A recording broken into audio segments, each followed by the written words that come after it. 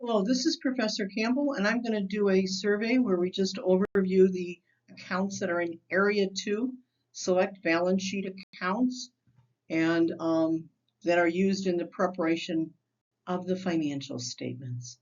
Okay, let's go. The cash account, we're going to need to know how to do a bank reconciliation. I've got a couple of TBSs posted, and once you are sure about your TBSs and how you do your bank reconciliation, they'll help you do any multiple choice questions as well. So I've got a traditional and a electronic one posted. So cash, know those bank reconciliations, know how to calculate cash and cash equivalents. Trade receivables, we're getting a little bit more complicated. We need to calculate credit losses, sales returns, allowances, allowance for bad debt, several different methods for allowance for bad debt. Be sure you know all of them.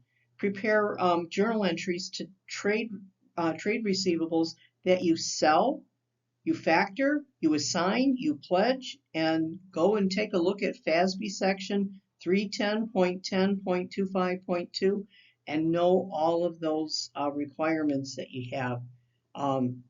We now introduce the roll forward, which is an analysis. So beginning general ledger plus what you put into, you debit receivables, and then what you credit receivables, and your ending balance. That's your basic roll forward. You should know how to summarize those general ledgers.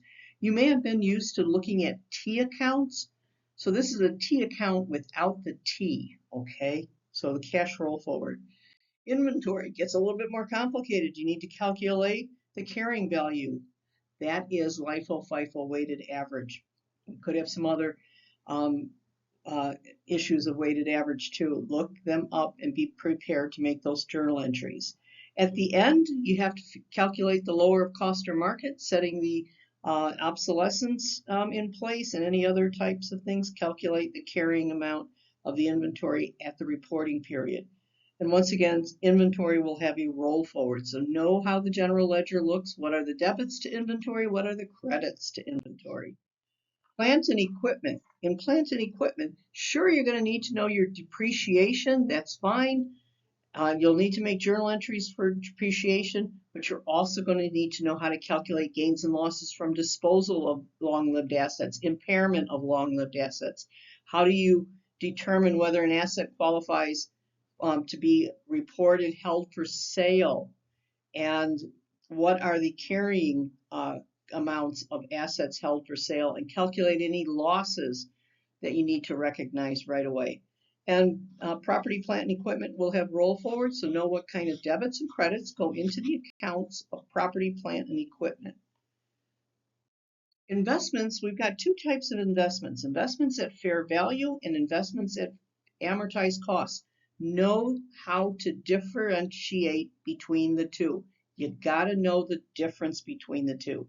So you need to be able to identify those that are reported at fair value and those that are reported at amortized costs. First step in remembering and understanding. Once you got that down pat, you'll calculate the carrying amounts of fair value assets. You'll calculate any kind of measurement at fair value, do prepared journal entries, and impairment losses will be addressed. And on amortized costs, you'll calculate the carrying amount of the amortized cost, and if there's any recognizable impairment losses. And you'll also identify equity method accounting and the carrying amount of equity method investments and prepared journal entries, excluding impairment, they say on the blueprint. Okay. Intangible assets. We need to be able to identify the intangible assets, how long they're lived, if they're finite lived or infinite lived. So you'll need to calculate carrying amount of finite lived intangible assets. And they specifically mention calculating the carrying amount of purchased software. Purchased software, I'll repeat that. They also want you to calculate the carrying amount of cloud computing arrangements reported in the financial statements, the initial measurement, the amortization, and any impairment, and prepare those journal entries. In FASB, you'll find some guidance at section 540. So they specifically mention this in the blueprint. Be sure you have that covered. Now we go to payables and accrued liabilities. Sure, you're going to calculate payables, dividends payables, accrued wages, accrued vacation, accrued bonuses, self-insured liabilities, and prepare journal entries. Those are accounting 101 problems. Should have those down pat.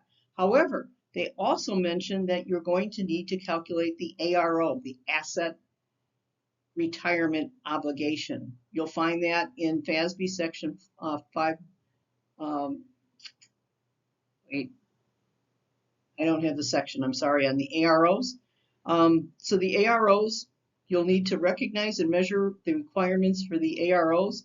You'll need to calculate liabilities from exit disposal activities, one-time termination benefits, severance arrangements, and determine the timing and recognition in the financial statements.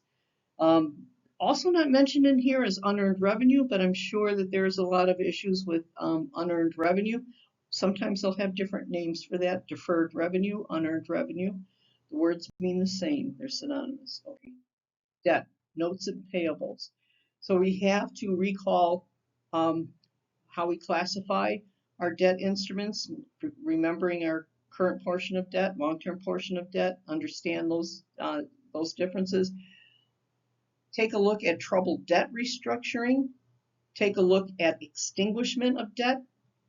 Calculate interest expense using an amortization schedule. Calculate interest on carrying amounts of notes and bonds payable. Be able to calculate mortgages. Perform debt covenant compliance calculations. Okay, so you'll have to be able to read a debt agreement, a debt instrument, and see what debt covenant calculations, usually sometimes analytical. So be careful and practice those. Okay, and the last section is equity, and here you'll simply be preparing journal entries for equity transactions and everything that goes into it. So stock dividends, issuance of stocks, buybacks of stocks, treasury stock, capital stock, preferred stock, and activity in pass-through entities. Okay, this has been Professor Campbell with a quick run-through of Area 2 Select Balance Sheet Accounts. And eventually I will post TBSs on each one of these sections. Thank you very much.